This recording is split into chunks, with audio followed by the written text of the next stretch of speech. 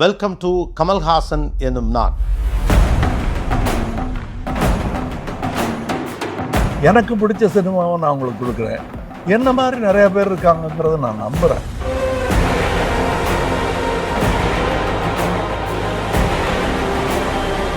எப்படி உங்களுக்கு அந்த உத்வேகம் கிடைக்குது? காக்கா வந்து விதை போடும், காடு வளர்க்கும்னு காக்காய்க்கும் பறவைக்காகவும் காத்துட்டு இருக்க முடியாது.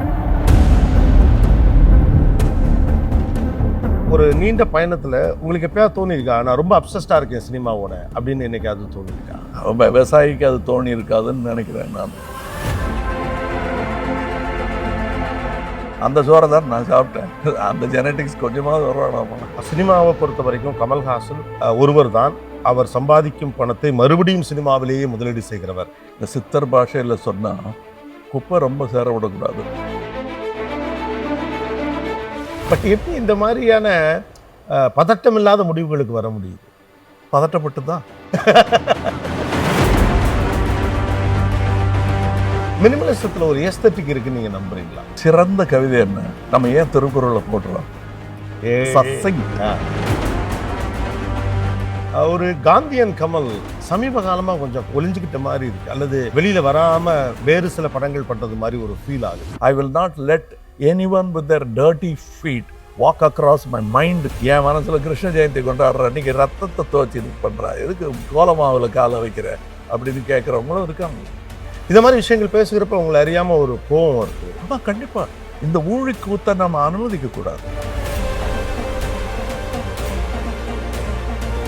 அப்போ மனிதனை தாண்டிய ஒரு விஞ்ஞானம் அப்படிங்கிறது எப்படி பார்க்குறீங்க? மனிதன் வளரலைன்னு அர்த்தம். வளர்ந்துட்டோன்னா நம்மளை தாண்டாது விஞ்ஞானம். ஆர்டிஃபிஷியல் இன்டெலிஜென்ஸ் நீங்கள் அதை எவ்வளோ ரேட் பண்ணீங்க? Do you think it's over rated? நானே ஆர்டிஃபிஷியல் இன்டெலிஜென்ஸ் தான். இப்போ நீங்கள் நேசிக்கக்கூடிய ஒரு துறை வந்து எனக்கு அடுத்த தலைமுறை இதை விட பெரிய இடத்துக்கு அதை எடுத்துகிட்டு போகணும் அப்படிங்கிறது நீங்கள் எப்போதுமே எடுத்துகிட்டு போவாங்கங்கிற நம்பிக்கை எனக்கு இருக்குது. அவங்களுக்கு வழி சொல்லும் போது தப்பு வழி சொல்லிவிடலாம். வேடிக்கை மனிதரை போலே நான் விழுவேன் என்று நினைத்தாயோ?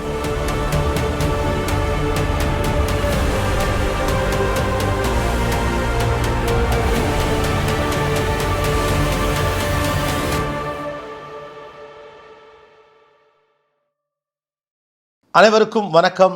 வெல்கம் டு கமல்ஹாசன் என்னும் நான். Title sponsors the nest builders and Bewell hospitals. Powered by KTV true value groundnut oil மற்றும் Sri Visalam chit fund limited. 3 BHK ready to occupy flats near Tambaram with free designer interiors. Just 90 lakhs. Night emergency call Beville Hospitals, your trusted neighborhood hospital network. பாரம்பரியமான சுவையான புது அறிமுகம் KTV true value groundnut oil. 77 ஆண்டுகளாய் Sri Vishalam chit fund limited. ஒன்றாக நாம் வளர்வோம். எல்லோருக்கும் வணக்கம். நான் ரொம்ப எக்ஸைட்டடாக இருக்கேன். இந்த இன்டர்வியூவை பார்க்குற நீங்களும் எக்ஸைட் ஆவீங்க. ஏன்னா நம்ம சந்திக்க போகிறது நம்மளை எல்லா காலத்திலும், அதாவது ஒரு நம்மளை எக்ஸைட் பண்ணாமல் இருந்ததே இல்லை அப்படின்னு சொல்லக்கூடிய ஒருவர் உலக நாயகன் டாக்டர் கமல்ஹாசன் அவர்கள். சார் வணக்கம். வணக்கம் sir, thanks for the time. நான் ஒரு கமல்ஹாசன் கவிதையிலிருந்து ஆரம்பிக்கணும் அப்படின்னு நினைக்கிறேன். தலைப்படும் காரியம் தவறென கூறிடும் மனக்குரல் கேட்பினும் கேளாதிருப்பவன் நான்.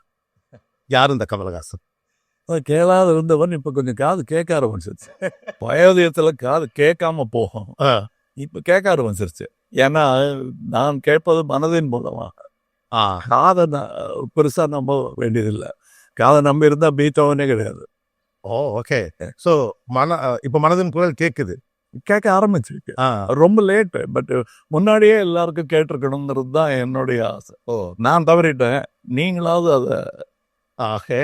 ஸோ அப்போ மனதின் குரல் என்பது எவ்வளவு முக்கியம்? ஏன்னா இப்போ எல்லா புறங்களிலும் ஏதேதோ தகவல்களும் இன்ஃப்ளூயன்ஸும் எனக்கு அதே தகவல் உங்கள் மண்டைகள்லையும் இருக்கும். கண்டிப்பாக 2 இருக்கும். இடதும் வலதும் பேசிக்கிட்டே இருக்கும் மனசுக்கு. ஓகே. அது மூளை சம்மந்தப்பட்டது, பாலிடிக்ஸுக்கு அங்கே சம்மந்தம் இல்லை. அப்போ கேளாதிருப்போன்னு இல்லை, இப்போ கேட்பவன் கேட்குது. இப்போ கேட்குது. நான் கேட்கணும் முனைப்பு கூட இல்லை, அது சூழல் என்னை கேட்க வச்சிருச்சு. ஓகே. எல்லாத்தையும் கேட்கணும். ஏன்னா நிறையா பார்க்குறோம். ஏன்னா நம்ம இருந்த காலத்தில், நம்ம வளர்ந்த காலத்தில் எனக்கு இந்த இவ்வளோ பெரிய சோகங்களை நான் பார்க்கவே இல்லை. ஏன்னா சுதந்திர இந்தியாவில் பிறந்தோம். அதனால் அதுவும் சுதந்திர இந்தியாவில் ஒரு கிட்டத்தட்ட 10 வருஷம் கழிச்சு, ஒரு டெக்கேடுக்கு அப்புறம் பிறந்தவங்க. எனக்கு தெரியாமல் இருந்தது இந்த பெரிய விஷயங்கள் வரும்போது தான் எனக்கு கேர்ஃபுல்லாக இல்லைன்னா இதுவும் நிகழும். இனி பஞ்சம் வராது, இனி அப்படி ஒரு உலகத்தை அழிக்கும் தொற்று வராதுலாம் நினச்சிக்கிட்டு இருந்தோம்ல, அது பூரா தவிடுபடி ஆக்கிடுச்சு. இந்த கோவிடும் நிகழும் போர்களும் அரசியலும் ஓகே. எல்லாமே என்னை கேட்க வச்சிருச்சு. என்ன மாதிரி நிறைய பேர் இப்போ கேட்க ஆரம்பிச்சிருப்பாங்கன்னு நினைக்கிறேன். ஏன்னா என்னை தனியாக ஒரு நிலைப்படுத்தி இவர்களுக்கெல்லாம் நான் சற்றே மேம்பட்டவன்னு நினச்சதே கிடையாது. ஏன்னா நான் அப்படி நினச்சிட்டு இருந்த போது ஒருத்தன் மெதுவாக தலையில் தட்டி ஒரு அறிவுரை சொல்லிட்டு போவோம். என்னை விட கம்மி கெட்டிக்காரன்னு நினச்சிட்டு இருந்தேன். நல்ல அறிவுரை ஒன்று கொடுத்துட்டு போவோம், அவன் என் குருவாக மாறிடுவான். கூட்டத்தில் ஒருத்தராக இருத்தல் அல்லாமல் தனித்திருத்தலுக்கான பிரயத்தனம்னு ஒன்று இருக்குல்ல, அதெல்லாம் ஒரு பெரும் விஷயம் இல்லைன்னு இப்போ தோணுதா? ஆனால் என்னங்க தனித்திருத்தல் என்னன்னா தூக்க முடியாது, நல்லா சாப்பிட முடியாது இல்லை. ஏன்னா தனித்திருந்தால் விழித்திருக்கணும், விழித்திருத்தல் போதாது, பசித்தும் இருக்கணும். ரொம்ப கஷ்டமா இருக்கும். அது எப்படி ஈஸியாக கிடைக்குது, அறிவு ஈஸியாக கிடைக்குது இப்போ. அதனால தனித்து இருக்க வேண்டாமோன்னு தோணுது. Okay okay. அதுக்கு ஆள் இருக்காங்க. உங்களுடைய புரிதலில் எப்போதுமே நீங்கள் ஒரு அஹெட் தாட்டில் ப்ரொசீட் பண்ணக்கூடிய ஒருவர், சில விஷயங்கள் அமல் அப்பவே சொன்னார் அப்படின்னு சொல்கிறதுக்கு எங்ககிட்ட நிறைய இருக்கு. ஆனால் அது எல்லாமே 2000 வருஷத்துக்கு முன்னாடி சொல்லப்பட்டோம். நம்மளே லேட்டாக தான் சொன்னோம் அப்படிங்கிறீங்களா? தானே காப்பி அடித்தது லேட்டு. பட் இப்போ இருக்கக்கூடிய இந்த கான்டெம்பரரி ஸ்ட்ரக்சரில் நீங்கள் சொன்னீங்களே எதுவும் நிகழலாம் அப்படின்னு, கமல்ஹாசன் இருக்கும் பயம் என்ன? இதுவெல்லாம் நிகழ்ந்து விடுமோ என்று நீங்கள் அச்சப்படும் விஷயம். அதாவது இப்போ இந்த படத்தில் நீங்கள் சந்தோஷப்பட்டு இப்போ பேட்டிக்கு முன்னாடி சொன்னீங்க, ஏன் டைட்டில் சொல்லிட்டீங்க சார்? இல்லை, நான் பல முறை சொன்ன வார்த்தை கமல் வாயால் வருகிற போது நீயா அதான் அந்த மாதிரி தான். அது சில விஷயங்கள் இந்த மாதிரி எனக்கு நிகழ்ந்தது உண்டு. அவங்க அதை நினச்சி சொல்லியிருக்க மாட்டாங்க, எனக்கு சொன்ன மாதிரி இருக்கும். Okay okay. அதைத்தான் நான் சொல்கிறேன். லேட்டாக கேட்டதுக்கான காரணம் என்னோட சோம்பேறித்தனம் கூட இல்லை, அறியாமல் தான். ஓகே. அப்போ மனதின் குரலை கேளுங்கள் என்றுதான் கமல் எங்களுக்கு சொல்லும் செய்தி அது. ஆமாம்மா. ஓகே. கூகுளை கேட்கறதுக்கு முன்னாடி மனசு கேளு. நல்ல லைன் சார் அது, கூகுளை கேட்கறதுனால. ஓகே, நீங்கள் கூகுள் கிட்ட வந்துட்டதுனால நான் கேட்குறேன். இப்போது ஃப்ளட் ஆஃப் இன்ஃபர்மேஷன் அப்படின்னு இருக்குது, டேட்டா ட்ரிவன் அப்படின்னு சொல்லுது. இன்னைக்கு ஒரு காலகட்டத்தில் எதை நீங்கள் நாலேஜ்னு நினைக்கிறீங்க? ஏன்னா இன்ஃபர்மேஷன் இஸ் அவைலபிள் எவ்ரிவேர். அப்போ இந்த கணியன் பூங்குன்றனுக்கு கிடைக்காதது நமக்கு கிடைச்சிருக்கு சார். நாம் ஆரம்பமே கணியன் பூங்குன்றனாகத்தான் ஆரம்பிக்க வேண்டும். அதாவது இதுவும் வானசாஸ்திரமும் தெரிஞ்சிருக்கணும், ஹியூமனிசமும் தெரிஞ்சிருக்கணும். ஓகே. யாதும் ஊரே அது சொல்ல தெரியணும். அவன் கணக்கு மாத்திரம் டாட்டா மாத்திரம் கம்பைல் பண்ணியிருந்தான்னா அது சொல்லியிருக்க மாட்டான். ஓகே. அண்ணாந்து பார்த்தது அப்படியே இல்லை, திருப்பி இங்கேயும் கீழே பார்த்துருக்கான், மேலேயும் பார்த்துருக்கான், சுற்றியும் பார்த்துருக்கான் 2000 வருஷத்துக்கு முன்னாடி. ஓகே. அப்போ இப்போ இன்ஃபர்மேஷன்ஸ் ஃப்ளட்டடாக இருக்கிற இந்த காலகட்டத்தில் அதை பார்த்து நம்ம இதுக்கு தானே சார் தபஸ் இருந்தோம் 2000 வருஷமா. ஒட்டுமொத்தம் மாஸ் தபஸ்ன்னா அதான் வேண்டி கேட்டுக்கிட்டு இருந்தோம். யாரை? நம்ம மூத்தவங்களை. ஆகாசத்தில் பார்த்து கேட்ட ப்ரேயர்ஸ் எதுவும் பலிச்சதா எனக்கு தெரியல. ஓகே. எதுக்கு நான் இந்த விஷயங்களுக்குள்ள வரேன் அப்படின்னு சொன்னா, ஒரு ஃபாஸ்ட் ராபிட் சேஞ்சிங் ஜெனரேஷனாக இந்த ஜெனரேஷன் இருக்கு அப்படின்னு சொல்றாங்க. அது தொழில்நுட்ப இன்ஃப்ளூயன்ஸாக இருக்கலாம், இல்லை சிந்தனை அளவில் மாறுவதாக இருக்கலாம், சைக்கலாஜிக்கலாக மாறுவதாக இருக்கலாம். எனக்கு சினிமாவில் இப்போ அனுபமாவோட இன்டர்வியூவில் அந்த வார்த்தை ரொம்ப எனக்கு முக்கியமானதாகப்பட்டது. ஒரு சினிமாவிற்கு தத்துவ அடிப்படை இருக்க வேண்டும் அப்படின்னு. இதுக்கு முன்னதாக நீங்கள் ஒரு முறை சமூகத்திற்கு ஒரு தத்துவ அடிப்படைகள் என்றால் சமூகம் தடுமாறும்னு ஒரு இடத்துல சொன்னீங்க, எனக்கு ஞாபகம் இருக்கு. இல்லை தடுமாறுனா புரியாததுனால. சாக்ரட்டிஸ் புரியலைன்னா அவர் மாதிரி விஷம் குடிக்கணுங்கிறது தான் ஃபர்ஸ்ட் நம்ம நினைச்சோம். ஓகே. அவர் மாதிரி சண்டை போடணும் அரசை எழுது. அது இல்லாமல் ஸ்டாயிசிசம் சொன்ன பிலாசபர்ஸ் எல்லாம் இருக்காங்க. நம்ம இதுலேயே அத்வைதம் சொன்னவர் தான் சண்மத ஸ்தாவரம் பண்ணுறாங்க. அது இன்னும் இது பண்ண இதெல்லாம் இருக்கு எல்லா இடத்துலையும், நம்ம தேர்ந்து எடுக்க வேண்டியிருக்கு. அதான் ரைட் மூளை லெஃப்ட் மூளை நமக்குள்ளேயே இருக்கு. அதுல இருந்து தான் அரசியல்லையும் அப்படி ஒரு நிலைப்பாடு வந்ததா நான் நினைக்கிறேன். எனக்கு அது கொஞ்சம் லெஃப்ட் ரைட்டுன்னு பிரிச்சோமே, அது இங்க இருந்து வர்றது தான் மையம் எல்லாத்தையுமே. இதான் மையம். ஓகே. ஒரு வெளிப்பார்வையிலேருந்து பார்க்குறப்போ, இப்போ நாங்கள் சின்ன பிள்ளையிலேருந்து நாங்கள் கமலஹாசன் பார்த்துருப்போம், கமல் பார்த்துருப்போம். ஆக்சுவலாக எனக்கு ரொம்ப நேற்று உட்காந்து இந்த இன்டர்வியூக்காக நான் சும்மா அப்படி யோசிச்சுட்டு இருந்தப்போ ஒன்று தோணுச்சு. நாங்களெல்லாம் கமல்ஹாசன் அப்படின்னு சொல்லிட்டு இருந்தப்போ அப்போ எங்க அக்காக்கள் இருந்தாங்கல்ல, எனக்கு ஒரு 12 வயது இருக்கிற போது 18 வயதுல இருக்கக்கூடிய அக்காக்கள் கமல்னு சொல்லுவாங்க. அந்த பர்சனலைசேஷன் அந்த இளம் பெண்களுக்கு எப்போதுமே கமல் மேல இருந்திருக்கு. நாங்கெல்லாம் கமல்ஹாசன் தான் சொன்னோம். இல்ல எனக்கு எங்கள் அக்காக்களும் மூத்தவர்களும் வந்து கமல் அப்படின்னு சொல்லுவாங்க. இப்ப கமல் சாருங்கிறாங்க. ஆ. இப்ப சரி, அதாவது புழிஞ்சிட்டாங்கன்னு நினைச்சேன் நான். எப்படி கமல் சார் தான் சாரா? அப்படி நினைச்சுக்கிறது நான். என்னுடைய சாராம்சத்தை புரிஞ்சுக்கிட்டாங்க அவங்க. நான் பெருசா ஸ்பெஷல் இல்லை, எல்லாருக்கும் இந்த சாரு தெரியும். மணிரத்னங்களுடைய விகடன் இன்டர்வியூல ஒரு வார்த்தை சொல்லியிருந்தார். இந்த தக் லைஃபை பத்தி சொல்றப்ப 30 வயசுல இருந்தப்ப ஒரு 60 வயசுக்காரா நடிக்க வச்சேன், அவர் 60+ இருக்கவரை 30 வயசா நடிக்க வச்சிருக்கேன் அப்படின்னு. இந்த டிஏஜிங் டெக்னாலஜி இருக்கலாம், அது இல்லாட்டியும் கமல்ஹாசன் அதை விட போவதில்லை. அதுக்கான ஒரு மேக்கப் படிச்சுட்டு வந்தவர் அதை செய்ய போறார், அதுக்கான பிரயத்தனம் செய்ய போறார். எல்லாருமே ரொம்ப ஆச்சரியப்பட்டது வந்து அந்த குழந்தையோட நீங்க மேல அப்படி உட்காந்துருக்கும் போது ரெட் ஷர்ட் போட்ட அந்த இதுதான். உங்களுக்கு எப்படி இருந்தது அதை பாக்குறப்ப? டெக்னாலஜி தானே அது. வந்து தன்னால நான் செஞ்சிருந்தான்னா அது ஒரு ஹெல்த் சாதனை. நல்லா சாப்பிட்டு இருக்கிறவங்க இருக்காங்க அது மாதிரி. செய்யறாங்க. இப்ப நீங்க வந்து சிமி கரவால்னு ஒரு அம்மா, ஆமா, ஆங்கா. அவங்க நான் குழந்தையா இருக்கும்போது பார்த்துட்டு இருக்கேன். கொஞ்சம் தான் மாற்றம் இருக்கு அவங்க முகத்துல. இளமை கால தோழி அவங்க ரேகா, 2 பேருக்கும் ஒரே வயசு. அப்படி ஆச்சரியமா இருக்கு, சின்ன குடும்பமா இருக்காங்க. இளமையோடு கமல்ஹாசன் இருக்கிறார் அப்படிங்கிறது அதாவது உடம்பு பார்த்துக்கிறதுனாலயா இல்ல செழுமையாக நடுவுல கவனிக்காமலாம் இருந்தது. அதான் வேற ஏதோ பேட்டியில சொல்லும் போது ஆக்டிங்னா பிஹேவியர் தானே, அதுவும் பண்ணியிருக்கேன். அது வந்து எனக்கு விருப்பம் வந்தது. ஆன் ரிக்வெஸ்ட் மிஸ்பிஹேவும் பண்ணியிருக்கேன். ஆன் ரிக்வெஸ்டா? ஆன் ரிக்வெஸ்ட் தானே. கமர்ஷியல் தெரியுமா, இப்படி பண்ணுங்க சார், சும்மா நல்லா ஆக்டிங் பண்றேன், நீங்க பிஹேவ் பண்ணிட்டு இருந்தா கொஞ்சம் மிஸ்பிஹேவ் பண்ணுங்க. கமர்ஷியல் சினிமா, கலைப்படைப்பு இப்படின்லாம் இந்த வார்த்தைகள் தொடர்ச்சியாக சொல்லப்படுது. சினிமா கலைக்கானதுன்னு, கலை மக்களுக்கானது, இல்லை கலை பொருளுக்கானதுன்னு பல டிபேட்ஸ் உண்டு.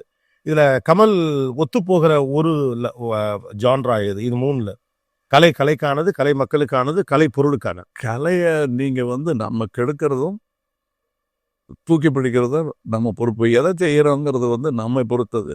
மக்களுக்கானதுங்கும் போது மக்களில் ஒருத்தன் நான் அதை பெரிய கூட்டத்துக்கு பண்றதை விட நான் மக்களில் ஒருத்தன்கிறத நான் ஒத்துக்கிட்டேங்கிற பட்சத்தில் எனக்கானது கலை. ஓகே, அப்ப அங்க இருந்து ஆரம்பிச்சோம்னா எனக்கு பிடிச்ச சினிமாவை நான் உங்களுக்கு கொடுக்குறேன். என்ன மாதிரி நிறைய பேர் இருக்காங்கிறத நான் நம்புறேன். நான் தனித்து, அதான் முதல்ல கேள்வியே, தனித்து இருக்கணும்னு இல்லை, மக்களோட இருக்கிறது தான் என்ன. எனக்கு சாப்ளின் தான் ஹீரோ. ஓகே, மக்களோட பாலச்சந்திரனை, சத்யஜித் ரே நான் குறைவா சொல்லலை. அவங்கெல்லாம் அந்த முன்னோடிகள், அந்த ப்ளீடிங் எட்ஜ் தெரியுமா, அதுல இருக்கிறவங்க. அதுக்கப்புறம் கட்டிங் எட்ஜ், அதுக்கப்புறம் காமன் மீட். தொடர்ச்சியா புதிய விஷயங்கள் வருகிற போது அதை முதல்ல வந்து கமல்ஹாசன் போய் ப்ரொஃபஷனலா படிப்பாரு, இல்லை அதற்காக நேரம் ஒதுக்குவார். அது அகிலா கிரேனா இருக்கலாம், இல்லை இப்போ ஏஏயா இருக்கலாம். எப்படி உங்களுக்கு அந்த உத்வேகம் கிடைக்குது? அந்த உத்வேகம் என்னன்னா, அந்த அகிலா கிரேனை கண்டுபிடிச்சிட்டான் பாருங்க, அவன் தான் எனக்கு முன்னோடி. முதல்ல செஞ்சது அவன் தான். சொன்னான் 100ஆவதோ 101ஆவதோ போயிருப்பேன். அப்போதான் எனக்கு வந்து சரி யூஸ் பண்ணி இது நல்லா இருக்குன்னு சொன்னாங்க. சபரிகள் நிறைய பேர் இருக்காங்க, சபரி கிழவி ராமாயணத்தில் வருவாங்க, அவங்க கடித்து பார்த்த எச்சக்காயை தான் நான் சாப்பிட்டுட்டு இருக்கேன். பட் ஆனால் ஒரு தொடர்ச்சியாக ஒரு விஷயத்த செய்கிறப்ப இன்னைக்கு ஜெனரேஷனுக்கு பார்க்குறப்ப ரொம்ப போர்டம் இருக்கு, குயிக்காக போர் அடிச்சிருது. ஒரு விஷயத்துல அதோடைய பர்ஃபெக்ஷனை நோக்கி போகிறதுக்குள்ளே டயர்டாயிடுறோம் அப்படின்லாம் சொல்கிறாங்க.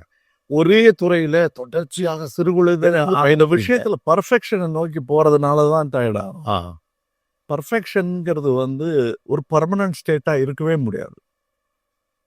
ஓகே, அடுத்த செகண்ட் அது மாறிடும் அந்த பர்ஃபெக்ஷனுங்கிறது. அதுதான் உங்களுக்கு டிபெட்டியன் மாங்ஸ் எல்லாம் ஒயிட் ஹவுஸில் ஒரு வாரம் ஒரு எண்ணிக்கை ஞாபகம் இல்லை, நிறைய டிபெட்டியன் மாங்ஸ் சேர்ந்து ஒரு விதமான கோலம் ஒன்று, வண்ணக்கோலம் ஒன்று போட்டாங்க ஒயிட் ஹவுஸ் மாளிகைக்குள்ள. அதை ஃபோட்டோ எடுத்துக்கிட்டே இருந்தாங்க. அப்புறம் பிரசிடென்ட் ஒபாமா வந்து அதை பார்த்தாரு, பார்த்து ஃபோட்டோ எல்லாம் எடுத்துட்டீங்களான்னு கேட்டு பெருக்கி தள்ளிட்டாங்க. அதுதான் என் கலையும். Can you explain the aesthetics of imperfection? Imperfection தான் நாம, பட் பர்ஃபெக்ட் இம்பர்ஃபெக்ட்ங்கிறதே எனக்கு தெரியாது, உடன்பாடு இல்லை. ஏன்னா எது பர்ஃபெக்ட் எது இம்பர்ஃபெக்ட்ங்கிறது எங்கேயோ நம்ம ஜட்ஜிங் லெவல்ல இருக்கோம். அப்ப பெர்ஃபெக்ஷன் எக்ஸலன்ட். இருக்கும் நிலையிலிருந்து அடுத்த நிலைக்கு போவதுதான் என்னுடைய வேலை. இருக்கும் நிலை எப்படி வந்ததுன்னு ஆராய்ஞ்சோம்னா அது என் முன்னோர்கள்கிட்ட போனோம் நான். இல்ல உங்களுக்கு பெர்ஃபெக்ஷன் வெளிப்புற அழுத்தத்தை தருகிறது, ஜட்ஜ்மெண்ட்டை தருதுங்கிறதுனால பெர்ஃபெக்ஷன் மேல உங்களுக்கு பெரும் அபிப்பிராயம் இல்லை. இல்ல பர்ஃபெக்ஷன் மேல அபிப்பிராயம் உண்டு. ஆனா அது சாஸ்வதமான ஒரு விஷயமா இருக்கவே முடியாது. அது நிரந்தரமா பர்ஃபெக்ட் இது எல்லாரும் யூஸ் பண்ணலாங்கிறது அது பிலாசபி கூட பர்ஃபெக்டா இருக்க முடியாது. அதை எழுதிக்கிட்டே இருப்பாங்க. எந்த புத்தகமும் திருத்தி எழுத வேண்டாம், இம்ப்ரூவ் பண்ணி எழுதணும். திருத்தி எழுதினா அது ஒரு விதமான திருட்டுத்தனம். அது அப்போ நீங்க பிலாசபி என்பதும் அது எவால்வேட் ஆகணும் அப்படின்னு நினைக்கிறீங்க. பிலாசபி எவால்வ் ஆகும், சயின்ஸ் எவால்வ் ஆகும், கலை எவால்வ் ஆகும், மனிதனே எவால்வ் ஆகும். இப்போ என்னன்னா இவால்வ்மெண்ட்ல என்னென்ன புரிதல்ல இன்னும் எவால்வ்மெண்ட் வரும். இப்போ அன்றாடம் கையை ஊனி உட்கார்ந்தபடி நடப்பதற்கு பயிற்சி பெறுங்கள். அதை விட பெரிய எக்ஸசைஸ் கிடையாது. ஏன்னா அங்க இருந்து தான் வந்தீங்க நீங்க. ஓ ஓகே. அதை இப்போ ஒரு கலை மாதிரி பரதநாட்டியம் மாதிரி கற்றுக் கொடுத்துருக்காரு ஒருத்தர். பரதநாட்டியத்திலே அது இருக்கிறதாக நான் நம்புகிறேன். ஓகே. யோகாவுக்கும் பரதநாட்டியத்துக்குமே ஒரு கனெக்ஷன் இருக்கு. ஸோ எல்லாமே நம்மளையும் பார்த்துக்கணும், கலையும் வளர்க்கணும். அதிலிருந்து வந்தது தான் இந்த ஐடியா. அது மாதிரி தான் நான் பண்ணிட்டு இருக்கேன். அதில் ஏன் போய் ஒரு கமர்ஷியல் படம் பண்ணுறீங்க? படத்தின் பெயரை குறிப்பிட்டா தயாரித்தவர்களுக்கு வருத்தப்படுறேன். வழக்கமாக எங்கள் கம்பெனி ஏவிஎம்ங்கிறதுனால நான் சகலகலாதான் மட்டும்தான் உதாரணமாக சொல்லுவேன். வேற யாரையும் சொல்லிட்டா அவங்க சங்கட வர வாய்ப்பு இருக்கு. பட் இவங்க வருத்தப்பட மாட்டாங்க. ஏன்னா இவங்க பராசக்தி எடுத்துவாங்க. ஓகே. புரியுதுங்களா? என்ன மாதிரியே தான் அவங்களும் எனக்கு முன்னோடி. ஆக்சுவலாக உங்களுடைய இந்த ஒரு நீண்ட பயணத்துல உங்களுக்கு எப்பயாவது தோணியிருக்கா, நான் ரொம்ப அப்சஸ்டா இருக்கேன் சினிமாவோட அப்படின்னு என்னைக்காவது தோணியிருக்கா? விவசாயிக்கு அது தோணி இருக்காதுன்னு நினைக்கிறேன். நான் விவசாயிக்கு தோணலைன்னா எனக்கு தோணக்கூடாது. அந்த சோறை தான் நான் சாப்பிட்டேன். அந்த ஜெனட்டிக்ஸ் கொஞ்சமாவது வருவாடாமா. ஓகே. ஒரு படம் நடிகை இதை இப்படி பண்ணியிருக்கலாம், அதாவது அப்படி பண்ணியிருக்கலாம்னு சொல்றப்ப சொல்லுவாங்க, நான் உனக்கே இவ்வளோ சினிமா தெரியும்னா நடிக்கிற கமலுக்கு எவ்வளோ தெரியும் அப்படின்னு சொல்லுவாங்க. அப்போ அதுக்குள்ளேயே இருக்கக்கூடிய ஒரு ஆள் இதை பேலன்ஸ் பண்ணல. ஏன்னா நீங்கள் சொல்றீங்க அப்சஸ்ட். சினிமாவை பொறுத்த வரைக்கும் கமல்ஹாசன் ஒருவர் தான். அவர் சம்பாதிக்கும் பணத்தை மறுபடியும் சினிமாவிலேயே முதலீடு செய்கிறவர் அல்லது அதற்காகவே செலவு செய்கிறார். மறுபடியும் விவசாயி தான் உதாரணம். ஓகே. இல்லை இந்த கம்பேரிசன்ல போயிட்டதுனால எனக்கு அடுத்த கேள்விக்கு போக முடியல. இல்லை அப்சஷன் இஸ் அது என்னன்னா உங்களுக்கு இல்லை அப்சஷன் கிடையாது. இது என்னுடைய ப்ரொஃபஷன். அண்ட் இதை தவிர எனக்கு வேற டைவர்ஷன்ஸ் வராம எனக்கு வாய்ப்பு கொடுத்துட்டாங்க. இது இந்த முனைவர் பட்டம்னு சொல்லுவாங்கல்ல, அதுக்கு படி அப்படின்ட்டாங்க என்ன. அது இதுலயே கூட போகலாம்ல. பள்ளி பாதியில் நிறுத்தி ஆளு இல்லையா நான். ஸோ கல்வியை விடு, பள்ளியிலேயே பாதியில் வெளியே வந்துட்டேன். விட்டதை பிடிக்கிறது தான் நான் பேசுறதும் படிக்கிறதும் எல்லாம். நான் எதுக்கு இந்த கொஸ்டினுக்கு வரேன்னா, கமல்ஹாசனுடைய நீண்ட பயணம், அவருக்கு இருக்க எக்ஸ்போஷர் அல்லது அவருக்கு இந்த உலகம் கொடுத்துருக்க அங்கீகாரத்திற்கு ஒரு பொருளாதார ரீதியாக இன்னும் பல உயரங்களை தொட்டு இருக்கலாம். அதில் அவர் கான்சியஸாவோ அல்லது அது மேல பெரிய அபிப்பிராயமும் இல்லையா? அது மீது ஒட்டுதல் எதுவும் பெருசா இல்லையா? அது இந்த சித்தர் பாஷையில் சொன்னா குப்பை ரொம்ப சேர விடக்கூடாது. பணம் ஒரு டூல், கரன்சி ஒரு டூல். அதை கொண்டு போய் உள்ள பூட்டி வைக்கும் போதே தப்பு பண்ண ஆரம்பிக்கிறோம். நம்ம உள்ள பூட்டி வைக்கிறதே தப்புங்கிறத. அதுக்காக நீங்க எனக்கு எதுவுமே வேணாம்னு சொல்றாரு. தனக்கு மிஞ்சி தான் தான தர்மம் பழைய பழமொழி இருக்குல்ல. தனக்கு மிஞ்சி அப்படிங்கிறது ரொம்ப குயிக்கா அடைஞ்சிடலாம். அதுக்கப்புறம் உனக்கு என்ன வேணும், அது மட்டும்தான் குறிக்கோள் வாழ்க்கையிலன்னு யோசிச்சு பார்க்கும் பொழுது இல்லை. காதலிக்கும் போது அப்படி நினைக்கிறோமா நம்ம? எனக்கு சினிமா மேல் காதல், அவ்வளோதான். ஸோ நான் அதுக்குள்ளே தான் இருப்பேன். ஆனால் அதுக்குள்ள ஒரு கரார்த்தனம் நான் பார்க்குறேன். உங்களுக்கு ஞாபகம் இருக்குமான்னு தெரியல, 20 வருஷத்துக்கு முன்னால் மாணவர்களுக்கு குறும்படங்கள் சில வெற்ற நீங்கள் பார்த்துட்டு அதை பற்றி உங்களுடைய கருத்துக்களை நீங்கள் சொல்லணும் அப்படின்னு கேட்டதும் அதுக்கு நீங்கள் ஒரு நேரம் கொடுத்துருந்தீங்க. நான் ஒரு தொலைக்காட்சியில் வேலை பார்த்தேன். நான் தான் உங்களை சந்தித்தேன். அப்போ நீங்கள் ரொம்ப கராராக தான் பதில் சொன்னீங்க அதுக்கு, அந்த குறும்படங்கள் பற்றி. அப்போ நான் கேட்டேன், இல்லை சார் இப்போ 2 வார்த்தை சும்மா பாராட்டமாக நீங்கள் சொன்னால் சந்தோஷமாக இருக்கணும். அப்போ நீங்கள் ஒரு வார்த்தை எனக்கு சொன்னீங்க, என்ன ஞாபகத்தில் என் நண்பர்கள்ட்ட அடிக்கடி நான் அதை பகிர்ந்துக்குவேன். அந்தாலும் முரட்டாள் அப்படின்னு அடிக்கடி சொல்லுவேன் இந்த வார்த்தையை சொல்லிட்டு. அப்போ நீங்கள் சொன்னது என்னென்னா, தட்டி கொடுக்குறேன் என்ற பேரில் என் தலைமுறையை நான் கெடுக்க மாட்டேன், இதில் நான் கராராகத்தான் இருப்பேன்னு சொன்னீங்க. ஏன் அவ்வளோ கரார்த்தனம் சினிமாவில்? அது ஒரு வெள்ளத்தாடிக்காரன் கற்று விட்டுட்டான். என் நண்பர் அவர், நான் மரியாதை நிமித்தமாக பெரியார்னு சொல்லிட்டு ஸோ ஏன்னா என் காலகட்டத்துக்கெல்லாம் மூத்தவர். அந்த முரட்டுத்தனமும் வேணும். நீங்க காந்தி எந்த விதத்துல முரட்டுத்தனம் இல்லாத நினைக்கிறீங்க? வா, மறுகண்ணித்து காட்டுங்கிறதே முரட்டுத்தனம் தான். ஆமா, அதான் அவரே சொல்லியிருக்காரு, ஹைட் ஆஃப் வேலர் இஸ் அஹிம்சா. உச்சம் அதுதான். உச்சம் வீரம். நீ பேசிக்கிட்டே இருக்கீங்களா, வீரத்தோட உச்சத்துக்கு வாங்க. அதனாலதான் 23வது தீர்த்தங்கரர் பெயர் மகாவீரர் என்று வைக்கப்பட்டது. இப்போ நீங்க நேசிக்கக்கூடிய ஒரு துறை வந்து எனக்கு அடுத்த தலைமுறை இதை விட பெரிய இடத்துக்கு அதை எடுத்துட்டு போகணும் அப்படிங்கறதுல நீங்க எப்போதுமே எடுத்துட்டு போவாங்கங்கிற நம்பிக்கை எனக்கு இருக்கு. அவங்களுக்கு வழி சொல்லும் போது தப்பு வழி சொல்லிவிடக்கூடாது, அவ்வளவுதான். எப்படி போகணும் அப்படின்னு கேட்கறான்ல, அவன் விரும்பி கேட்கறான். அவன் எனக்கு வந்து அசோக் நகர் போகணும், எப்படி போகணுங்க அப்படிங்கும்போது இப்படியும் போகலாம் அப்படியும் போகலாம் அப்படியும் போகலாம். ஷார்டஸ்ட் ரூட் எதுங்கிறது தான் சொல்லணும். நல்ல வழிகாட்டி அப்படித்தானே சொல்லுவோம். இப்படி போவீங்க, அங்கே டிராஃபிக் ஜாஸ்தியாக இருக்கும், அவ்வளோதான். நீங்கள் 7 மணிக்கு போனீங்கன்னா காலையில் போயிடலாம். 8 மணில தான் ஆரம்பிக்கும் போதுங்க, 11 மணி உள்ள விடாதுன்னு சொல்றது இருக்கு இல்லையா? அந்த மாதிரி தான், அவ்வளோதான். அவ்வளோ சிம்பிள். அந்த கராருங்கிறது வந்து அங்கே போகாதீங்க, தப்பு வழியில் போயிட்டு இங்கே போகணும், அசோக் நகருக்கு போகணும்னு சொல்லிட்டு நீங்கள் எங்கேயோ போயிட்டீங்க. ஈசிஆரில் போய் நின்றுட்டு எங்கே இன்னும் அசோக் நகர் வரலையேன்னு கேட்டுட்டு இருக்கீங்க. அதுதான் நான் சொன்னதே தவிர அது கரார் கூட இல்லை.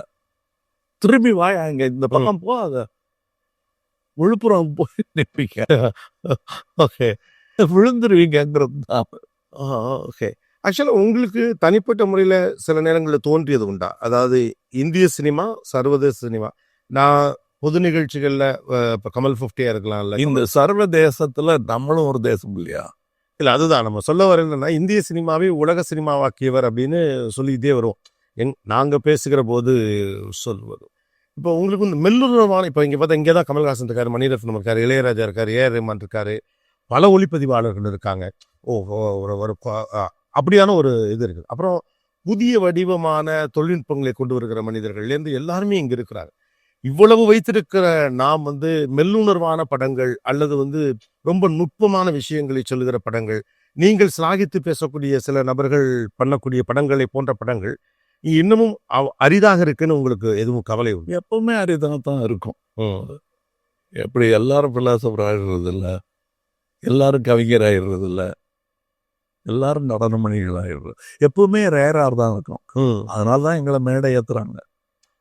ஓகே. இப்போ ஸ்டான்லி கியூப்ரிக் பற்றி நீங்கள் அப்பப்போ ரெஃபர் பண்ணியிருக்கீங்க. அதை ஒட்டி தான் இந்த கேள்வி வருகிறது. ஒரு டாக்ஸிக்கான விஷயத்தை ஃபிலாசபிக்கலாக அப்ரோச் பண்ணி அது ஒரு கிளாசிக்காக ப்ரெசென்ட் பண்ணுறதுன்னு இருக்கேன். அது வாராக இருக்கலாம், இல்லை டெக்னாலஜியாக இருக்கலாம், செக்ஸாக இருக்கலாம், ஃபேண்டஸியாக இருக்கலாம்.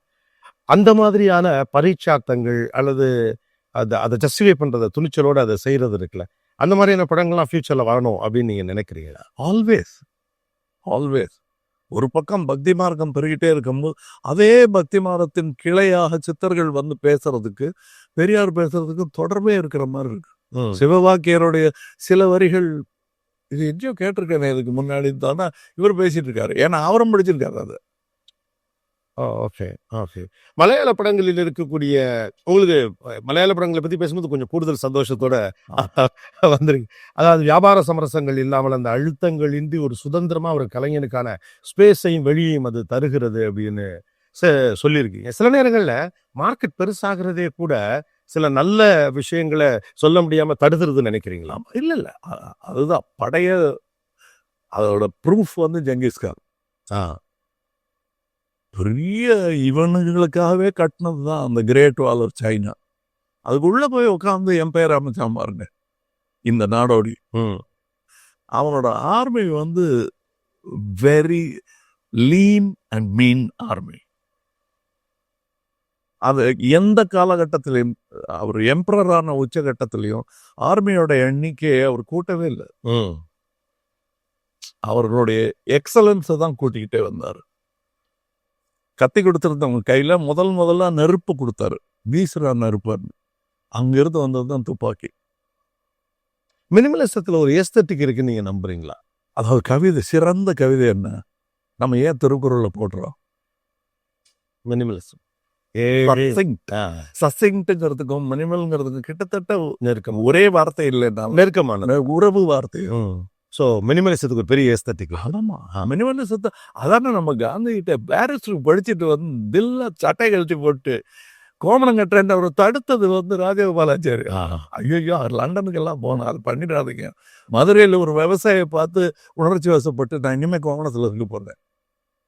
இவன் வேட்டு ஏற்றவரில் நான் வேட்டு ஏற்ற மாட்டேன்லாம் சொல்லியிருக்காரு. ட்ரெயின்லேயே நடந்திருக்கு இந்த சம்பாஷணைன்னு சொல்லுவார் எங்கள் அப்பா. சின்ன வயசுல நீங்க ரொம்ப நிறைய ஏன்னா களத்தூர் கண்ணம்மாவோடய சேர்த்து அறியப்படுறீங்க. அதை தாண்டி உங்கள் பால்யம் எப்படிப்பட்டது? சார் 3 வயசு சார் ஸ்டூடியோக்கு போனேன். அதை தாண்டிங்கிறது வந்து தாண்டுற வயசே இல்லை. தாண்ட நிலை தாண்டி மாறிடுவேன். ஸோ மெதுவாக நடக்கணும், ஓடினா கீழே விழுவேன், மொட்டிசர் ஆகிக்கும். அந்த வயசு இல்லை எனக்கு. இதுதான் நல்ல பாதை, அது எதுவுமே தெரியாது. அங்கே போய் விளையாடிட்டு இருந்தேன் நான். இப்போ நான் மார்க்கு போட வேண்டிய அவசியம் இல்லைங்கிறத வந்து அமெரிக்கா உணர்ந்துகிட்டு இருக்கு. இப்போ யூரோப்பில் சில கண்ட்ரிகள் உணர்ந்த மாதிரி அது மாதிரி யாருமே மார்க் போடல. நல்லா இல்லைன்னா திருத்துவாங்க, நல்லா இருக்கும்போது ஓகேம்பாங்க. பிரமாதம் கூட சொல்ல மாட்டாங்க, ஓகே அது வச்சுக்கலாம் அப்படின்னு சொல்கிறது தான் நான் கேட்டு வளர்ந்துருக்கேன். அதான் எனக்கு மார்க்கு. ஓகேங்கிறது தான் மார்க். எக்ஸலண்ட்டுங்கிறது அப்புறமா வெளியில் இருக்கிறவங்க சொல்லுவாங்க. செட்டில் அந்த விளையாட்டுலாம் கிடையாது. அங்கே வந்து தேவையில்லாத கரார்த்தனம்லாம் கிடையாது. நேரத்துக்கு வான்னு சொல்கிறது வந்து எக்கானமி சம்மந்தப்பட்டது. தனியாக இருந்தேன்னா என் நேரம் எப்போவும் பிகாசோ மாதிரி மற்ற ஆட்கள் காதறுத்து போட்ட ஒரு யூரோப்பிய பெயிண்டர் மாதிரி தனியாக ஒர்க் பண்ணுறவன் அந்த மாதிரி தன்னுடைய நேரம் எப்போ சாகணும்னு கூட முடிவு பண்ணுவான். சாகணுங்கிறத பற்றி தப்பதா எனக்கு இது ஒரு அவதானிப்பு தான். ஒரு சாகாவரம் அப்படிங்கிற விஷயமெல்ல கமலுக்கு ஒரு ஃபேண்டசி இருக்கு அப்படின்னு ஒரு ஃபீல். ஃபேண்டசி இல்லை, அது கேட்காதரா முட்டாள் அப்படிங்கிறது தான் என்னுடைய சாகாவரம். கேட்காதங்கிறது இருக்கிற சோகம் புரியாம கேட்கிற புராணத்துல அதைத்தான் சொல்லி வச்சாங்க யயாத்தின்னு.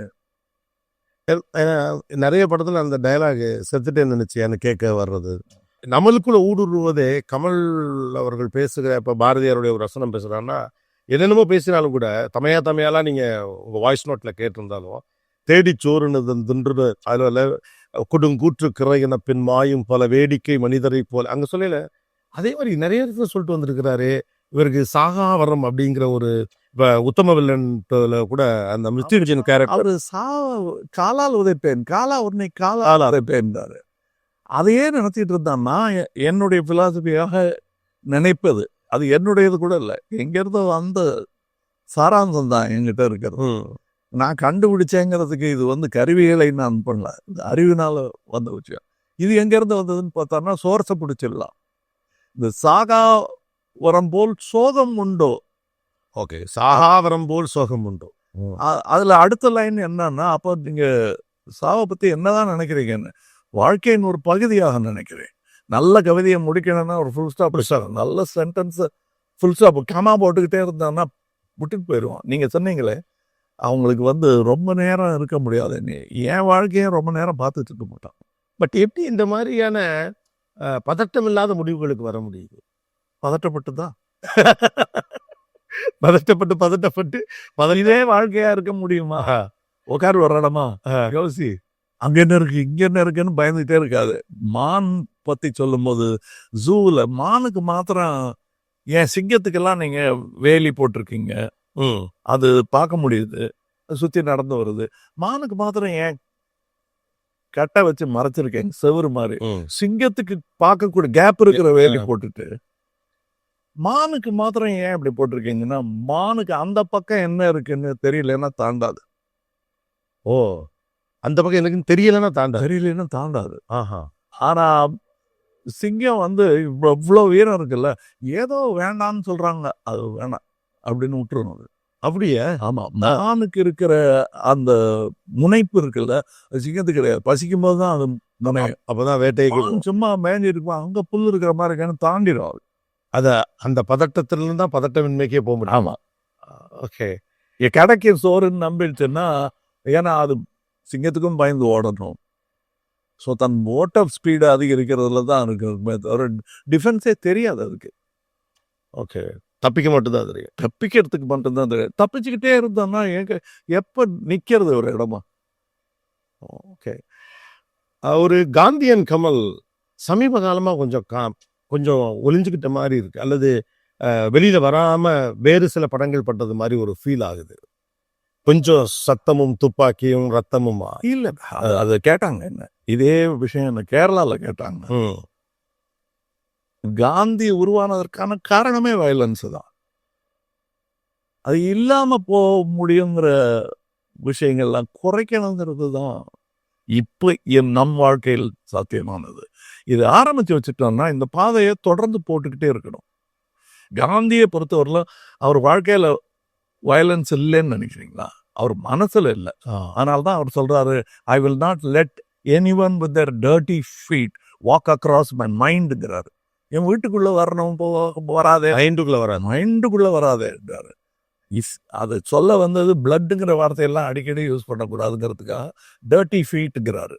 அந்த டர்ட்டி ஃபீட்டுங்கிறது ரத்தம் தோய்ந்த அந்த கால்களை நான் என் மனசுல கிருஷ்ண ஜெயந்தி கொண்டாடுற அன்னைக்கு ரத்தத்தை துவச்சி பண்றா, எதுக்கு கோலமாவில் காலை வைக்கிற அப்படின்னு கேட்குறவங்களும் இருக்காங்க. இப்போ பேசும்போது பயன்படுத்துகிற சில வார்த்தை பிரயோகம் இருக்குல்ல, நான் அதை ரொம்ப அணுக்கமாக கவனிப்பேன். இப்போ இந்த பேட்டிக்கு வரும்போது எனக்கு இருக்கிற பதட்டம் என்னன்னா, நான் என்னென்ன நல்ல நல்ல வார்த்தைகள்லாம் பயன்படுத்தணும் அப்படின்னு ஒரு சின்ன பிரயத்தனம் எனக்கே வந்துடுது. உங்கள் கவிதைகளையும் சரி, நேற்று நீயான நாளில் இசை பற்றின ஒரு இது அதில் நான் ஒன்று வச்சேன். சில பேர் அண்டர் ரேட்டட்மாங்க, சில பேரை கவனிக்காமல் விட்டுருவோம். அப்படி கவனிக்காமல் விட்ட ஒரு பாடலாசிரியர் கவிஞர் கமல்ஹாசன் அப்படின்னு. ஏன்னா நீங்கள் நிறைய பண்ணுறதுனால எங்களுக்கு பெருசாக கவனிக்க முடியாமலே நாங்கள் கடந்து போய் அனுபவம். அது என்னை விட பெரிய கவிஞருக்கு என்னோட இருக்கு. என்னோட எங்கேயோ இருக்கிற கண்ணதாசன் அவர்களுக்கு சிறந்த திரைக்கதை ஆசிரியர், சிறந்த வசனகர்த்தா. ஆடி போட்டு மணந்தால் மகாதேவி இல்லையல் மரணதேவி அவர் எழுதினது. நாடோடி மன்னன் அவர் எழுதின ஸ்கிரீன் பிளே டயலாக். ஆனா அவரை கவிஞரா மட்டுமே தான் நம்ம நினைக்கிறோம். அப்படித்தான் பார்த்துட்டு இருக்கோம். அவர் கொஞ்சம் தோத்ததும் தீக்கு போட்டு போட சிகரெட் பிடிச்சிட்டு அப்படி பேனா கூட இருக்க போறது இல்லை இன்னும். அதாவது அவர் நான் பேனாவால கவிதை எழுதி நான் பார்த்ததே இல்லை. அவர் சொல்ல சொல்ல தான் ராமகண்ணப்பன் எழுதுவார்னு சொல்லுவாங்க. நான் வர கவிக்கு வேற மீனிங்கே கண்டுபிடிச்சிட்டேன். கேட்டா வரும் கவி, கேட்டால் வரும் வர கவி, வருகின்ற கவி. உங்களுக்கு கவிதை ஒரு ஏகாந்தமா, ஒரு சொந்த ஆசையில எழுதுறது தானா, இல்ல ஒரு திரைப்படத்தின் தேவைக்காக பிடிக்கும்? கிரிக்கெட் மாதிரி எனக்கு அதுல ஒரு ஆர்வம் வந்துருச்சு. ஏன்னா காட்டு நன்றி ஆல் இண்டியா ரேடியோக்கு. அப்ப அதுல இருந்து வந்தது. ஏன்னா நான் புஸ்தகம் படிக்கிற வயசு இல்லையே, ஆனா தமிழ் கத்து கொடுத்துட்டாங்க. நான் இங்கிலீஷ் மீடியம். அன்புள்ள அத்தான் வணக்கம், இந்த ஆயிழை கொண்டாந்த வைரமுத்துவன் சொல்வாரு, நானும் அடிக்கடி அதை உதாரணமா சொல்றேன். அன்புள்ள அத்தான் வணக்கம், இந்த பெண் கொண்டாள் மயக்கம் சொல்லலாம்ல, தமிழ் வாத்தியார் அவரு. அது எனக்கு அது ஃப்ரீயா தமிழ் கத்துக்கிட்டது பல பேர்கிட்ட உண்டு. நல்ல பள்ளிக்கூட வாத்தியார்களும் என்ன கத்து கொடுத்துருக்காங்க. ஆரம்ப பாடம்ங்கிறது உச்சரிப்பு சிவாஜி சாரும், தமிழ்ல அந்த வசன வேகத்திற்கு கலைஞரும், அதை இன்னும் இறுக்கி ரெண்டே வரையில் சொல்றது கண்ணதாசனும் எனக்கு வாத்தியார்கள். நீங்க பேசும்போதே வார்த்தைகளை உங்க பிரெயின் சூஸ் பண்ணிக்கிட்டே இருக்கு, அதுல ஒரு ப்ராசஸ் நடக்குதுன்னு எனக்கு தோணும். அது உண்மைதானா? அதாவது அர்த்தம் செறிந்த அடர்த்தியான ஒரு வார்த்தையை மிக சரியான இடத்துல சொல்றதுல ஒரு மகிழ்ச்சியா இருக்கும், பர்சனலான்னு சொல்லுவாங்க சில பேர். இல்லை, அதை சொல்றவங்களை பார்த்து எனக்கு பொறாமையா இருக்கும். எங்க அப்பா இல்லை, நானே இந்த பொறாமையில தான் கேட்க படுங்க, நானே இந்த பொறாமையில தான் கேட்கிறேன். என்ன கண்டிப்பா படணும், ஆரோக்கியமா இருக்கணும், என்னை விஞ்சுவதில் தான் இருக்கணும், தவிர என்னை வீழ்த்துவதில் இருக்க. இல்லை, ஆனால் எனக்கு தோணும், நீங்க நிகழ்ச்சிகளில் பேசும்போது அந்த வார்த்தையை ரொம்ப தேர்வு செஞ்சு ஒரு அழுத்தமான அர்த்தம் தருகிற அடர்த்தியான ஒரு வார்த்தையை கொண்டாரு. உங்களுடைய கவிதைகள் பாடல்களே கூட இப்ப இந்த இதுல அதுல எனக்கு என்னன்னா, நான் தமிழனா பிறந்து விட்ட காரணத்தினாலையும் அதை ரசிக்கிறேன். நான் கெட்ட வார்த்தை பேசினா கூட சந்தங்கடாம எதுக்குமான எடுத்துட்டோம் தமிழ். இப்ப பாருங்களேன், நான் என்னை விஞ்சுவதில் இருக்க வேண்டும் ஆர்வம், என்னை வீழ்த்துவதில் இல்லைங்க. அப்பயுமே ரைமா அழகா, அது தன்னால கெட்ட வார்த்தையில இருந்து நான் அப்படித்தான் எனக்கு கத்து கொடுத்துட்டான். யார் இருந்தாலும் ஒரு தாய் அழுவான். போர் பத்தி இது நம்ம விஸ்வரூபம்ல போருக்கு போற ஒருத்தன் யாரு தாய் மகன் தான். இதுல யாரா இருந்தாலும் ஒரு தாய் கண்டிப்பா அழுவான். அது ஒரு அந்த 2 லைனை பார்த்தா கொஞ்சம் டங் ட்விஸ்டர் மாதிரி போய் வரும். அந்த 6 வார்த்தைக்குள்ள அப்படியே ஒரு ரியாலிட்டி பிக்சர் கொண்டு வரும். அது உங்களுக்கு ஒரு எக்ஸ்ட்ரஸியா, உங்களுக்கே பிடிக்குமா? நல்ல ஆசையா இருக்குமா அது எழுத? இல்லை சார், அது வந்து ஒரு பேஷன், கம்பேஷன். என்ன சார், எனக்கு எனக்கு இந்த அரபிக் மொழி தெரியாது, ஜூவிஷ் மொழியும் தெரியாது. இதுல என்ன பாகுபாடு? 2 பேருமே விதேசிகள் தானே. ஆனா அங்க இருக்கிற குழந்தைகள் சாகும்போது நான் யார் பக்கம்? எனக்கு அந்த பாஷையும் தெரியும், யாரும் தெரியாது. அந்த அந்த கோர தாண்டவம் எனக்கு கண்ணுக்கு தெரியுது. அந்த அந்த டான்ஸை நிறுத்து, அந்த ஆட்டத்தை நிறுத்து. இந்த மாதிரி விஷயங்கள் பேசுகிறப்ப உங்களை அறியாம ஒரு கோவம் வருது. ஆமா, கண்டிப்பா. இந்த ஊழி கூத்தை நம்ம அனுமதிக்க கூடாது. இப்ப கூட நல்ல வார்த்தை, ஊழி கூத்து. ஆமா, என்ன அழிவு சார் இது? இது அதுக்கு தான் கோபம். அந்த கோபம் படணும்.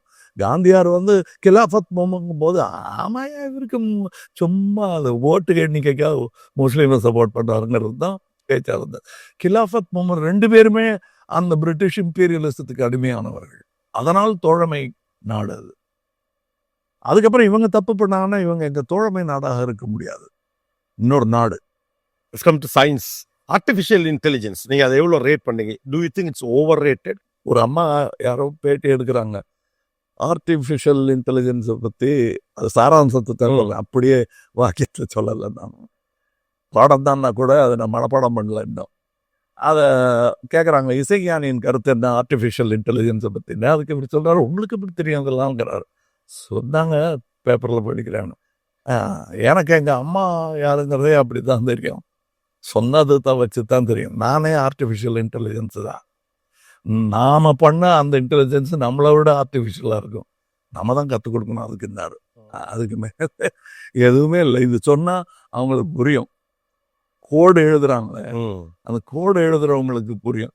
ஓகே, பட் அது எந்த அளவு இம்பாக்ட் பில்ட் பண்ணணும்னு நினைக்கிறீங்க? ஏன்னா டெக்னாலஜி அடாப்டேஷன், அதாவது இதெல்லாம் வரக்கூடாது, இந்த பிரிண்டிங் மிஷின்லாம் வரக்கூடாது, கையெழுத்துக்காரர்கள் கார்லாம் வரக்கூடாது, மாட்டு வண்டி என்ன வருது, மாட்டுக்கு ஃப்ரீடம் கிடைக்குதுங்கிறது யாருமே யோசிக்கல பாருங்க. நமக்கு போச்சு புராதனம்னு. நான் என்னுடைய நண்பர்கள் நிறைய பேர் இயற்கை விவசாயத்தில் இருக்காங்க. ஆனால் விவசாயமே இயற்கை இல்லையே. அதுக்கு முன்னால் அந்த சுதந்திரத்தை அது பறிச்சிருக்குல்ல. ஆமாப்பா, ஆமா, எனக்கு விவசாயமே இயற்கை இல்லை. இது வந்து தாட்டு. ஆனால் நான் வாழும் காலத்தில் விவசாயம் பண்ணணும்னு பண்ணி தான் ஆகணும். காக்கா வந்து விதை போடும், காடு வளர்க்கும்னு காக்காய்க்கும் பறவைக்காகவும் காத்துட்டு இருக்க முடியாது. அதுதான் இயற்கை விவசாயம். காக்காவும் பறவைகளும் பண்ணுது, காடு பண்ணுது, அதுதான் இயற்கை விவசாயம். அதுவாகவே தான் இயற்கை விவசாயம். அதைத்தான் நம்ம சில பேர் கடவுளுங்கிறாங்க, சில பேருக்கு இயற்கைங்கிறோம். அதில் ஊடுருவும் ஆள் தான் மனிதன். இந்த அசன்ட் ஆஃப் மேன் அவன் கண்டுபிடிப்பில் தான் இருக்கிறது. ஓகே, அவன் கண்டுபிடிப்பை சாஸ்வதப்படுத்தக்கூடிய தன்மை அவனுக்கு இருக்கு. ஆனா அந்த சாஸ்வதங்கிற வார்த்தையே பேராசை. அப்போ மனிதனை தாண்டிய ஒரு விஞ்ஞானம் அப்படிங்கிறது எப்படி பாக்குறீங்க? மனிதன் வளரலைன்னு அர்த்தம். வளர்ந்துட்டோம்னா நம்மளை தாண்டாத விஞ்ஞானம். ஓகே, ஸோ எம்பத்தி மேட்டர்ஸ். இல்லை, புரிதல் மேட்டர். புரிஞ்சுக்கிட்டோம்னா நம்மளை எப்படி தாண்ட முடியும்? பட் ஆனால் ஒரு ஓவராலாக ஒரு சில பிக்சர் இருக்குது. நீங்கள் அதுக்கான ஒரு விளக்கமும் கொடுத்துருங்க. எப்படி கம்ப்யூட்டர்கள் நம்முடைய வாழ்வின் ஒரு அங்கமாக இருக்குமோ, அதே போல் ஆர்டிஃபிஷியல் இன்டெலிஜென்ஸும் ஒரு அங்கமாக இருந்துவிட்டு போகட்டும் அப்படின்னு. அது ஒரு கருவி, அதை பார்த்து பயப்படக்கூடாது. ஆபத்துண்டு. கத்தி சுருளி கத்தி வீசுறாங்களா, அது இங்கேயும் விட்டு அவங்களே விட்டோம். அது பழகிட்டோம்னா அதை சுற்றலாம். அதை இங்கே இருக்கிறவங்க மேலே தான் அது விட்டும். என்னுடைய அறியாமையை மட்டும்தான் விட்டு, என்னையே விட்டாது. ஆனால் ஒரு நம்முடைய பவுண்டரிலெஸ் கிரியேட்டிவ்னஸ்ன்னு ஒன்று இருக்குல்ல, அதை எக்ஸிக்யூட் பண்ணுறதுக்கு ஒரு பெரிய பொருளாதாரம் தேவைப்படுது.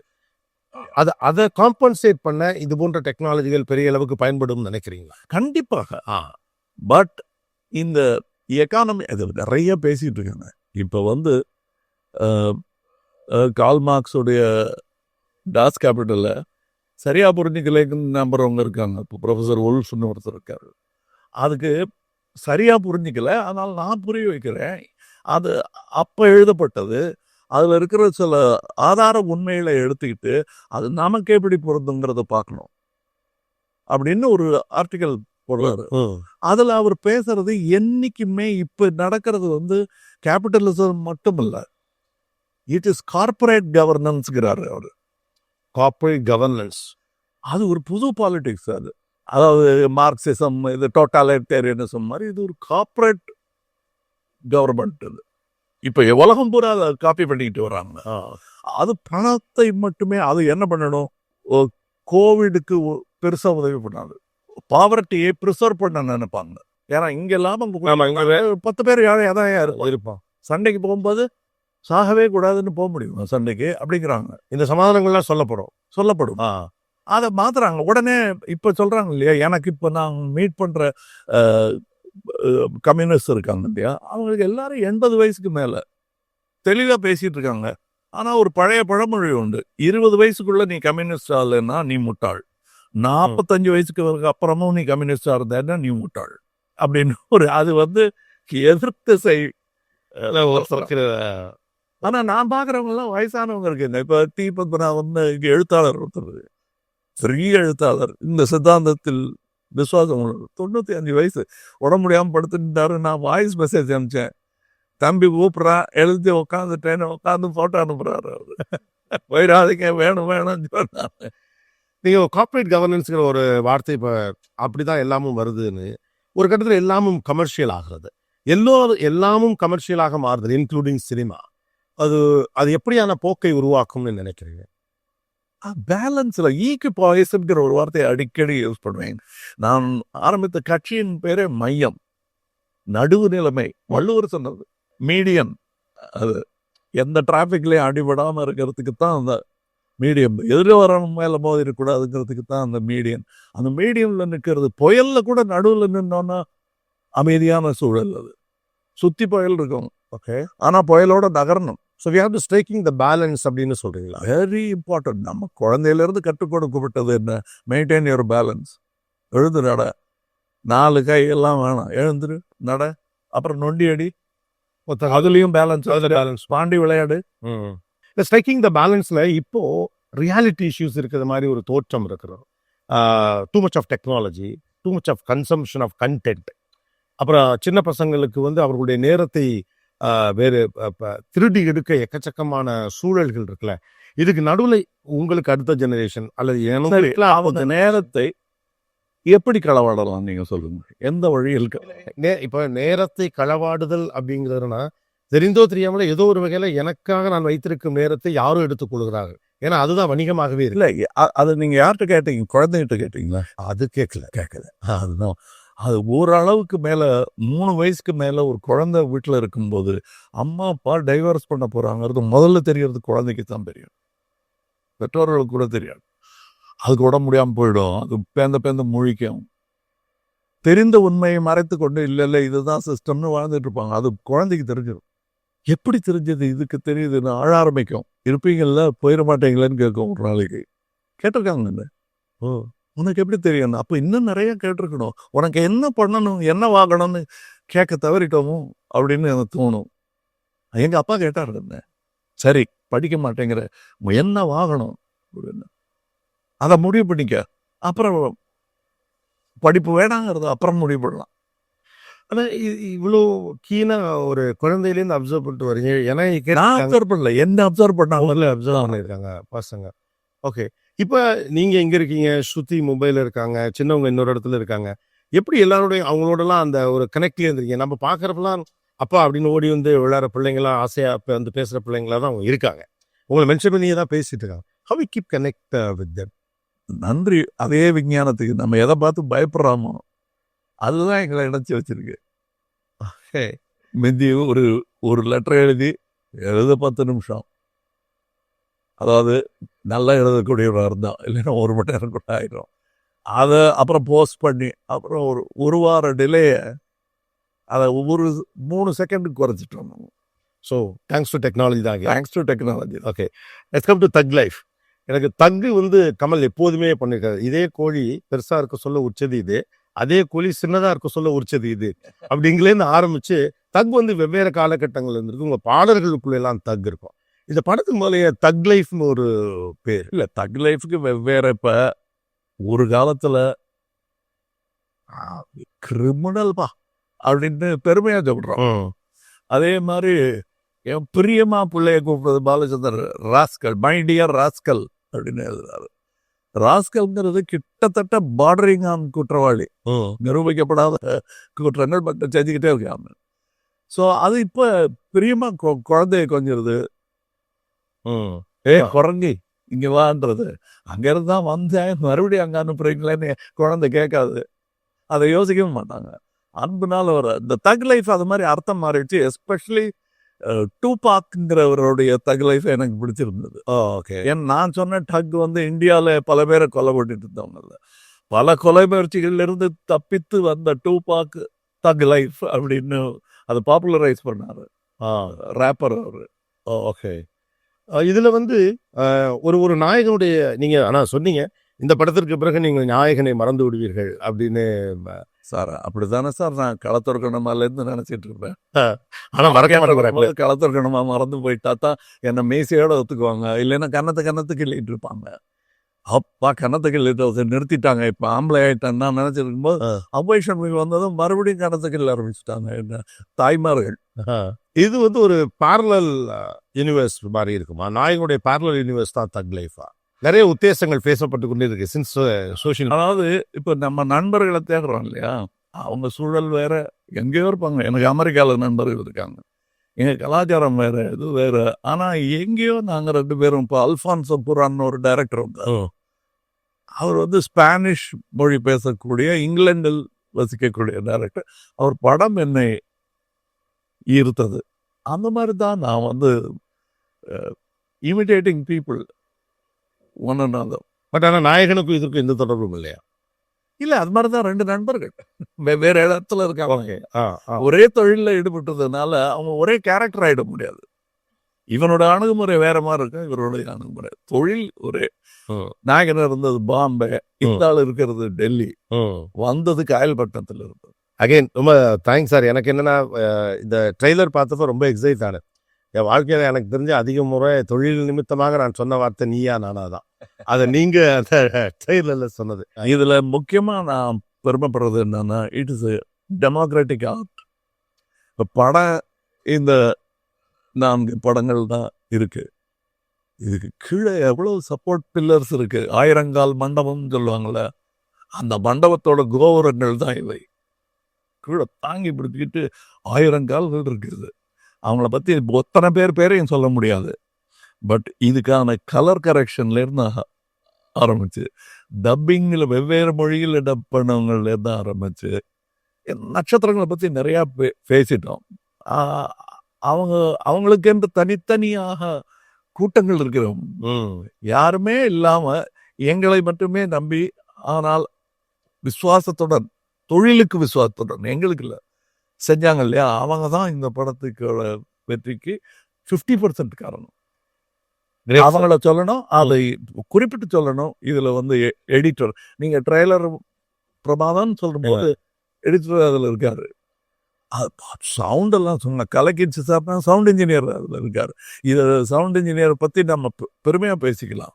ஆனால் அதை போய் சொன்னோம்னா இவங்க வந்து வியத்தல் தான் அதிகமாக இருக்குது. இவங்களுக்கு பேர் நேம் டிராப்பிங் ஜாஸ்தி பண்ணுறாங்கன்னு நினச்சிருவாங்கங்கிறதுக்கு தான் நாங்கள் ஆட்களை கூட்டிகிட்டு வந்து வேலைக்கு வைக்கிறோம். அவன் எந்த நாட்டில் இருந்தான்?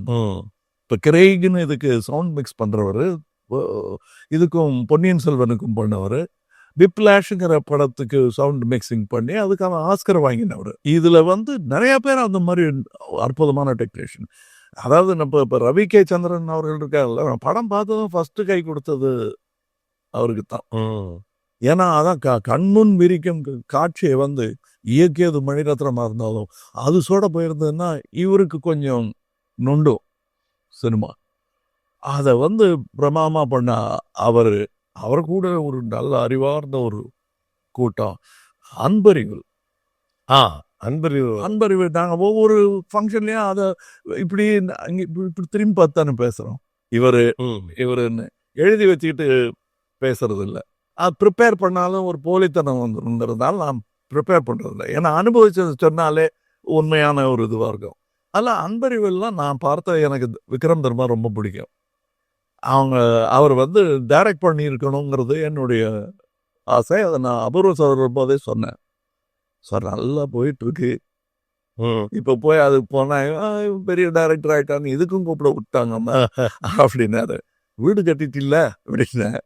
அது கட்டிட்டு வந்து அப்போ ஆவேன் அப்படின்னேன். அதுக்குள்ளே உடம்பு முடியாமல் போயிடுச்சு. அதை விட்டதை பிடிச்சது தான் நான் அன்பறிவு டைரக்டர் ஆக்கிருக்கேன். காரணம் என்னன்னா, இவங்க இந்த மாதிரி இதை அணுகிறது நிறைய பேர் இல்லை, இவங்க மட்டும்தான் மக்கள். இவங்களோட அணுகுமுறை எனக்கு பிடிச்சிருக்கு. எல்லாத்தையும் ரிஹர்சல் பண்றாங்க. ஸோ இவங்களுடைய செட்டில் அடிபடாமல் இருக்கணும் ஸ்டண்ட் மேனுக்கு நினைக்கிறாங்க, அதுக்காக பயிற்சி பண்றாங்க. ஸோ இதில் படம் ரத்தம் இந்த படமாக இருந்தால் கூட யாருக்கும் அடிபடலை. ஓகே. விற்பனர்களை வச்சு வேலை செஞ்சோம்னா தெரியாதவங்களை அந்த வேலையை செய்ய வச்சு அதில் ஆக்சிடென்ட் அதெல்லாம் நிறைய பண்ணி அதோடைய அதான் பதட்டத்தை எப்படி தவிர்க்கிறீங்கன்னா, ஆக்சிடென்ட் எப்படி தவிர்க்கிறீங்கன்னா, ஆக்சிடென்ட் பண்ணி பண்ணி என்னுடைய பர்சனல் ரெக்வஸ்ட் பண்ணு சார், எனக்கு நம்ம தேடிச்சோறுனதம்ன்ற மட்டும் ஒரு அந்த அந்த சின்ன கரகரப்பான ஒரு டிஞ்சில் ஒரு கமல், அது மட்டும் கேட்க ஆசை. தேடிச்சோறு விதம் பல சின்னஞ்சிறு கதைகள் பேசி சின்னஞ்சிறு கதைகள் பேசி கொடும் கூற்றுக்கு மாயும் வேடிக்கை மனிதரை போலே நான் விழுவேன் என்று நினைத்தாயோ. தேங்க்ஸ் லாட் சார், ரொம்ப சந்தோஷம். உங்களோட ஒரு உரையாடல் அப்படிங்கிறது more than an interview. I just wanted to make this interview as a lifetime document to the audience, to the next generation, or in the ஒரு மாதிரி கொஞ்சம் தடுமாற்றங்களோடு இருக்கிறவர்களுக்கான ஒரு லைஃப் டைம் டாக்குமெண்ட். அப்படியே தான் இதை நான் உங்கள் நிகழ்ச்சிகள்லாம் பார்த்துட்டு இருக்கேன். நீங்கள் போகக்கூடிய அந்த பாதைகள், நீங்கள் உங்களுடைய அதட்டல், அதெல்லாம் எனக்கு ரொம்ப பிடிச்சிருக்கு. ஏன்னா சரியான இடத்துல தான் அதட்டுறீங்க. உங்களுக்கு கொடுக்கப்பட்ட பொசிஷனுங்கிறதுனால, பெரம்பு இருக்குங்கிறதுனால போர் அடிக்கும் போதெல்லாம் இந்த பக்கம் ஒரு தட்டு அந்த பக்கம் ஒரு தட்டு தட்டுறதில்லை நீங்கள். அது எனக்கு பிடிக்கும். பெரிய இது சார், மகிழ்ச்சி சார், ரொம்ப சந்தோஷம். பெஸ்ட் விஷஸ் ஃபார் தக் life. Looking forward a lot. Thanks for your time sir. ரொம்ப நேரமாக எங்களுக்கான அந்த வாய்ப்பை கொடுத்ததுக்கு வாழ்த்து. நன்றி. நன்றி. கமல்ஹாசன் எனும் நான். Title sponsors the nest builders and Bewell hospitals. Powered by KTV true value groundnut oil மற்றும் Sri Visalam chit fund limited. 3 BHK ready to occupy flats near Tambaram with free designer interiors. Just 90 lakhs. Night emergency, call Be Well Hospitals, your trusted neighborhood hospital network. பாரம்பரியமான சுவையான புது அறிமுகம் KTV true value groundnut oil. 77 ஆண்டுகளாய் Sri Vishalam chit fund limited. ஒன்றாக நாம் வளர்வோம்.